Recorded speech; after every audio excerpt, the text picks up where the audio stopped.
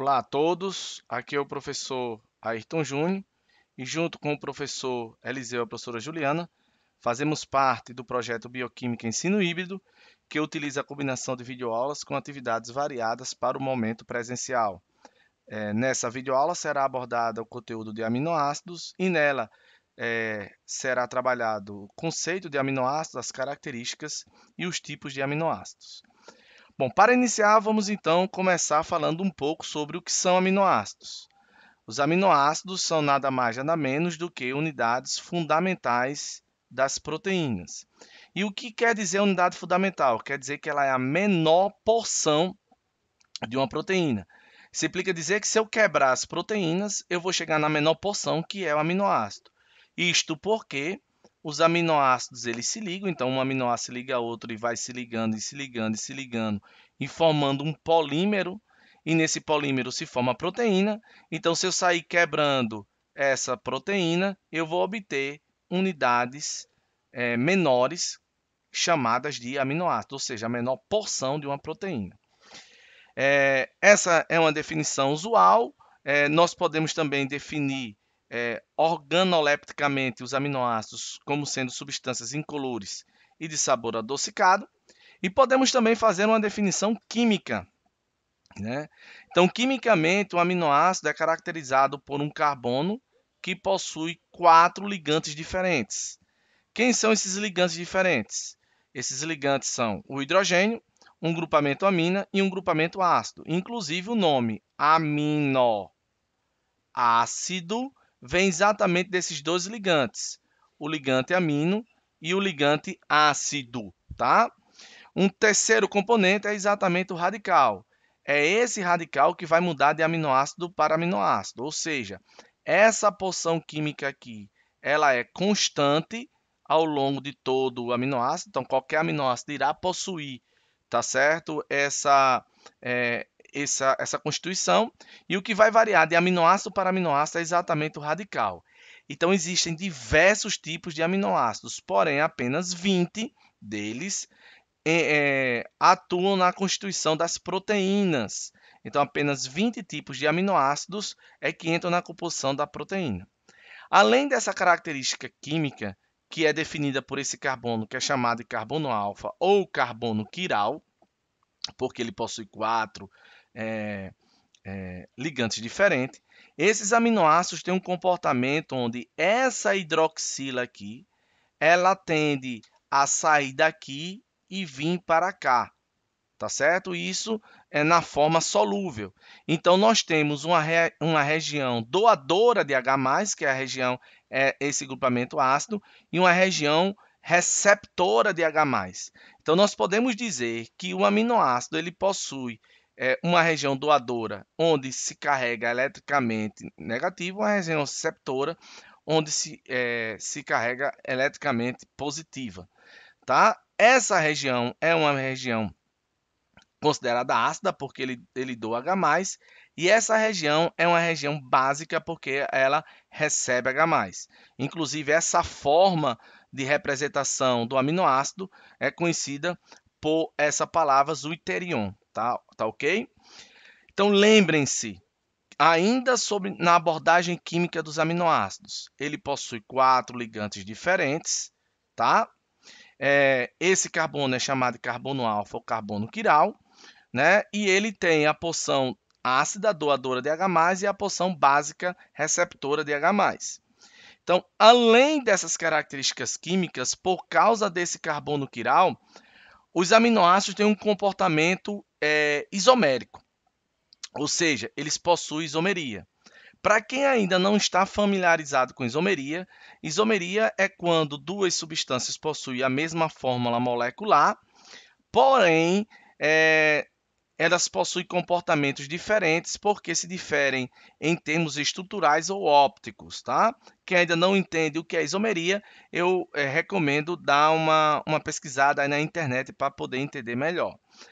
Então, os aminoácidos são enantiômeros, né? E o que são enantiômeros? São formas invertidas. Ou seja, se eu tenho um aminoácido, o outro isômero dele é uma forma invertida desse aminoácido. Então, para se padronizar, por convenção, se adotou a configuração absoluta do gliceraldeído lá do aminoácido, tá? Desculpe, lá dos carboidratos.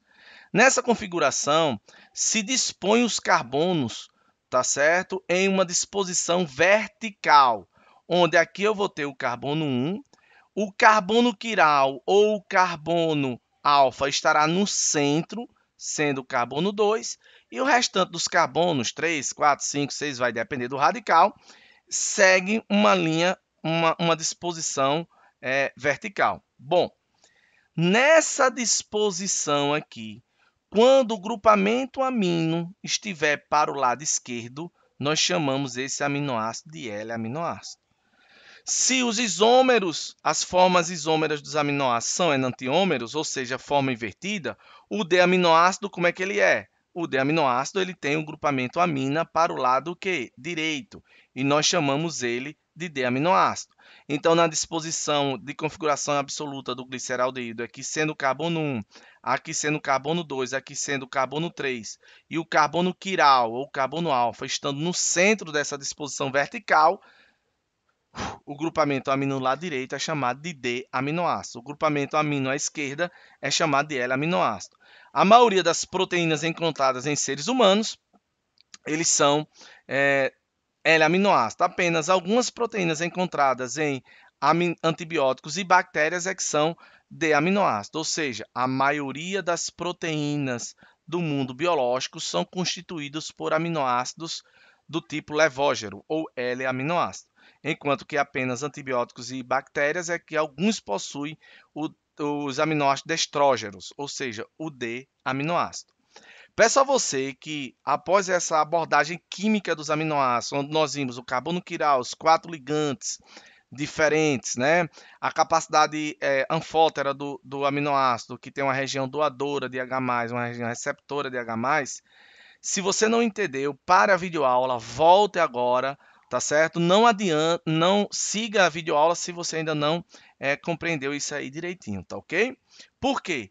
Porque agora nós iremos falar sobre a classificação dos aminoácidos. Então, o que diferencia um aminoácido do outro é exatamente quem?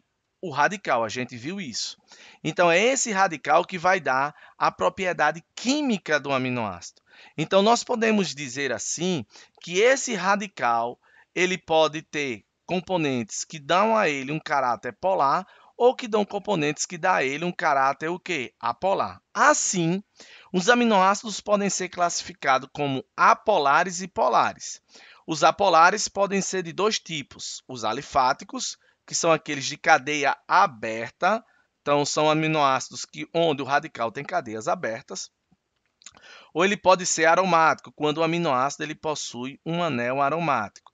Quero chamar a sua atenção aqui para o seguinte: tem alguns autores de bioquímica, como Lehninger, por exemplo, que classificam os aromáticos como sendo um terceiro tipo. Ele classifica assim: os aminoácidos podem ser apolares, aromáticos e polares. Por que isso? Porque esses aromáticos têm, quimicamente, têm uma característica polar, mas comportalmente, em termos de propriedades, se comporta como um apolar, realizando interações apolares. Então, para esse autor, fica difícil você definir ele como sendo apolar ou polar. Então, ele criou uma terceira categoria aromático, tá ok? Nós vamos adotar essa classificação de apolar, aromático e polar para facilitar para você. Entre os polares, nós temos quem? Os neutros, os negativos e os positivos. Quero chamar a sua atenção que esses aminoácidos polares neutros, eles possuem carga, tá? Eles têm carga. Essa neutralidade se refere à acidez e basicidade. Então, isso quer dizer que esse aminoácido polar nem é ácido, nem é básico. Ele tem caráter neutro. Os polares negativos, eles são chamados de polares ácidos, enquanto que os polares positivos são chamados de polares básicos, de aminoácidos básicos. Vamos ver especificamente cada um deles. Qual é a ideia agora? É você tentar perceber o que há em comum entre os aminoácidos apolares. Para a gente ver, a gente vai ter que ver o quem? O R desses aminoácidos. Então, aqui na figura estão dispostos o esqueleto, digamos assim, o esqueleto do aminoácido, e nós vamos ver o que é que há em comum entre esses aminoácidos. De um modo geral, o que tem em comum é que a maioria são hidrocarbonetos e a maioria é alifático, ou seja, cadeia aberta. Porém, nós temos algumas exceções. Bom, vamos ver o primeiro. A glicina não é um hidrocarboneto, mas é considerado apolar. Ele é um alifático apolar, ele não tem carga. A alanina, a valina, a leucina e a isoleucina, veja o que eles têm em comum o radical ser de hidrocarbonetos, ou seja, constituído apenas por carbono e hidrogênio, tá? A alanina é o menor deles, enquanto que a valina, a leucina e a isoleucina são radicais mais volumosos, e esses radicais mais volumosos têm uma certa interferência quando nós tivermos na videoaula de proteínas, eu vou falar um pouco a respeito desses aminoácidos volumosos. Bom, nós temos também duas exceções. A primeira é a metionina, pela presença, tá certo, desse tioéter, né, que é um enxofre entre cadeias de carbono, né? Ele aqui não vai dar polaridade a esse radical, tornando ele apolar, mas veja que esse radical não é constituído apenas por hidrocarboneto. E a prolina, que é constituído por hidrocarbonetos, mas não é cadeia aberta, é uma cadeia fechada, tá? Então, esses três componentes, a prolina, a metionina e a glicina, fogem um pouco do que eles têm em comum, que é a presença de hidrocarbonetos, tá certo? Em cadeias abertas, tá? Esse aqui é um único de cadeia fechada, esse aqui é um único que não é um hidrocarboneto, e esse aqui tem hidrogênio, inclusive a glicina é uma exceção dos 4 carbonos, ou dos 4 grupos ligantes diferentes. Veja que ele não tem, ele só tem 3 ligantes diferentes, então é uma exceção, tá? Os aminoácidos aromáticos, o que é que eles vão ter em comum? O aminoácido aromático, o radical, terá em comum a presença do anel aromático. E o que é um anel aromático? Veja aqui comigo, a fenilalanina, ele tem esse anel aromático. O anel aromático se caracteriza pela presença de uma dupla ligação alternada com a simples. Então, vou ver dupla, simples, dupla, simples, dupla, simples, em uma cadeia fechada de 6 carbonos. Tá? Então, isso aqui é um anel aromático. A fenilalanina ela é totalmente apolar, porém, como eu disse, a tirosina e o triptofano, que também possuem anel aromáticos, ó, eles possuem a hidroxila, que dá polaridade à tirosina, e possui a amina, que também dá polaridade a esse triptofano. Apesar deles quimicamente apresentarem características de compostos polares, eles comportamentalmente, ou seja, em termos de propriedade, eles realizam interações apolares, se comportam como apolar. Daí a divergência de classificação. Mas nós estamos adotando a classificação em 3 grupos: aminoácidos apolares, aromáticos e polares, tá? Bom, entre os polares, vamos ver o que é que eles têm em comum, tá? Vamos lá. Aqui, a serina, nós iremos ver a presença de uma hidroxila na serina. Na treonina, olha só, outra hidroxila. Atenção na cisteína, a presença de um tiol. Tiol é um grupo que tem um comportamento semelhante quimicamente à hidroxila, tá? Em seguida, nós vamos ver uma amida, olha só, uma amida com a presença nada mais nada menos de uma carbonila, tá? E a presença de outra amida, né, ó, que contém uma carbonila. Então, o que é que tem em comum entre os aminoácidos neutros? Que, mais uma vez, um aminoácido neutro ele tem carga. Ele só é neutro em relação à acidez e à basicidade. Então, esse aminoácido neutro, o que é que ele tem em comum? Os radicais ou possuem hidroxila, ou possui o grupamento tiol, ou possui o grupamento quem, gente? Amida, tá? Ou possui o grupamento amida. É o que eles têm em comum. Já os aminoácidos positivos polares, que têm um comportamento que ele recebe H+, então, se ele recebe H+, ele tem um comportamento básico, é um aminoácido básico, tá certo? Ele possui grupamentos o quê? Ó? Grupamentos aminas, que receberam H+, ó. Então, como a lisina, como a arginina, ó, grupamento amina, não amida. Se tiver grupamento amida, será polar neutro. Ele é amina, um grupamento amina. E, novamente, um grupamento amina. Tá? Já os aminoácidos negativos, polares negativos, eles são considerados aminoácidos ácidos, tá certo? E o que eles têm em comum nos radicais é exatamente a presença da carboxila, tá certo? O grupamento COOH na forma ionizada negativa, ó, na forma ionizada negativa. Então, assim, resumindo, o que é que nós vamos ter? Nós vamos ter os aminoácidos apolares, olha só, tá certo?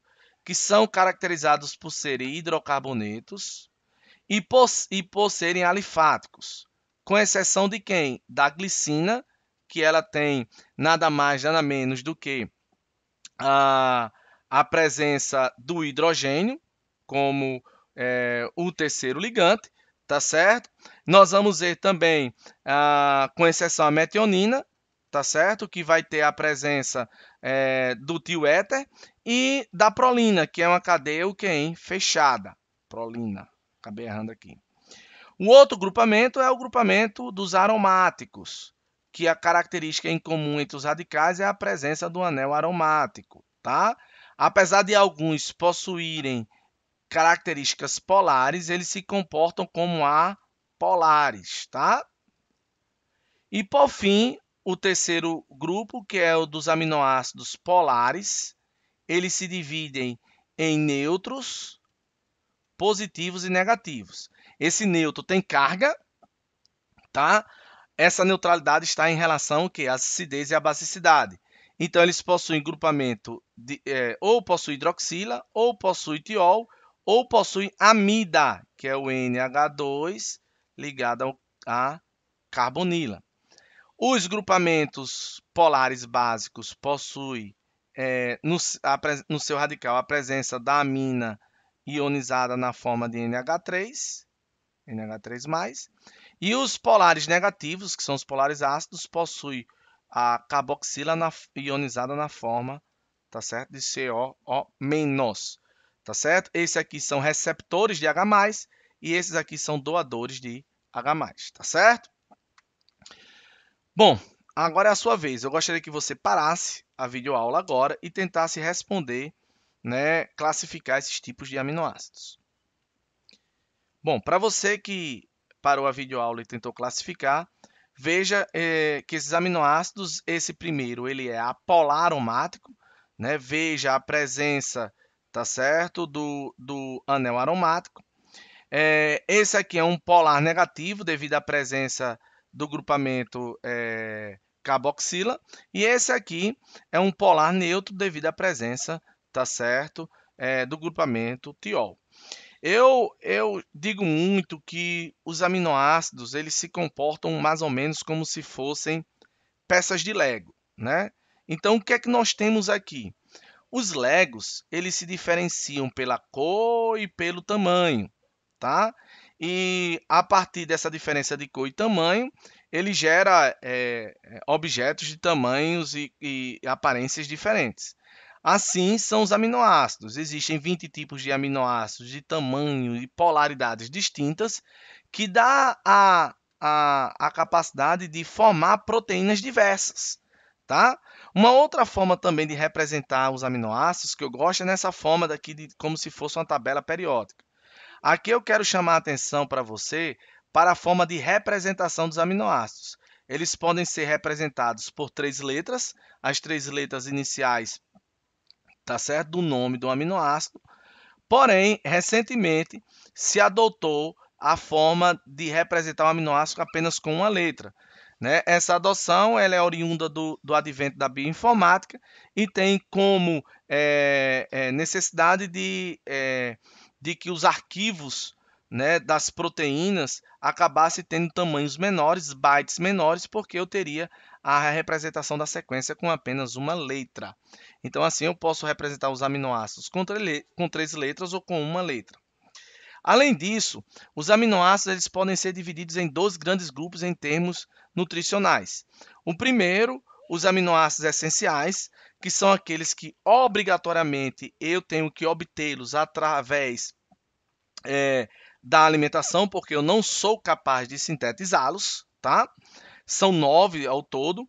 E nós temos os aminoácidos não essenciais, os aminoácidos naturais, que são aqueles onde o ser humano é capaz, ou ser humano, ou ser biológico, é capaz de produzir esses aminoácidos. Lembrar que a quantidade e o tipo de aminoácido que é essencial e natural varia de espécie para espécie. Nos seres humanos, 9 são essenciais e 11 são não essenciais ou naturais. Dentre esses 9, nós temos aqui esses aminoácidos e observem, nesse caso aqui, o milho contém todos esses aminoácidos, menos o quem? A isoleucina e a lisina. Enquanto que o feijão contém todos esses aminoácidos, menos o triptofano e a metionina. Eu costumo dizer que para que você tenha acesso a todos os aminoácidos essenciais, quanto mais variada for a sua alimentação, maior será a possibilidade de você adquirir esses aminoácidos essenciais, tá certo? Por fim, finalizando a nossa videoaula de aminoácidos 1, vamos falar um pouco sobre os aminoácidos não proteicos, que são aqueles aminoácidos, digamos assim, que não são usados na constituição das proteínas, mas que possuem uma certa função dentro do nosso organismo. Entre elas, nós temos a ornitina, tá? Chamar a atenção da ornitina exatamente para esse grupamento aqui e esse grupamento aqui, né? Gostaria até de perguntar a você, que tipo de aminoácido é esse? Tá certo? Ele é polar? Ele é apolar? Ele é aromático? É polar neutro, polar básico, polar ácido? Deixo aí a pergunta para vocês, tá? E a gente responde na aula presencial. E aqui, gente, nós temos quem? Nós temos um outro aminoácido, a cistina, tá? Que ele é obtido através da condensação do grupamento tiol da cisteína, tá? Então, a cisteína e os grupamentos tiol perdem esse hidrogênio, tá certo? E eles se ligam fortemente, covalentemente, formando esse aminoácido. Esses dois aminoácidos eles não entram na constituição proteica, mas exercem funções específicas dentro no nosso organismo. Nas aulas presenciais, nós teremos uma atividade envolvendo esses dois aminoácidos, tá ok?